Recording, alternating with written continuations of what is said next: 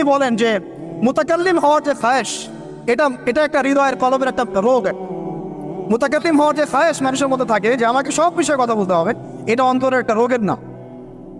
তো এটা যদি একটা ইবাদত হয় তাহলে সিরাতের সুন্নতে আসতে হবে, আমরা এগ্রিত। ঠিক আছে। এখন দ্বিতীয় কথা হচ্ছে 3 নম্বর শর্তটা আরো ডেঞ্জারাস, সেটা হচ্ছে রিজিক হালাল হতে হবে। রিজিক, এই জায়গায় সবাই একটু ফিকির করেন, দেখেন একটু আপনারা আপনাদের রিজিকগুলোকে দেখেন যে কতজনের রিজিক 100% হালাল আছে।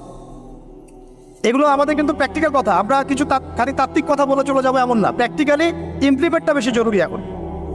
আমি খুবই স্বপ্ন দেখছি, আমরা সবাই স্বপ্ন দেখছি যে আপনাদেরকে দিয়ে হবে ইনশাআল্লাহ। কারণ এই জেনারেশন করে দেখিয়েছে, এবং তারা আমাদেরকে দেখিয়েছে কোন ভাষায় কথা বললে কাজ হয়।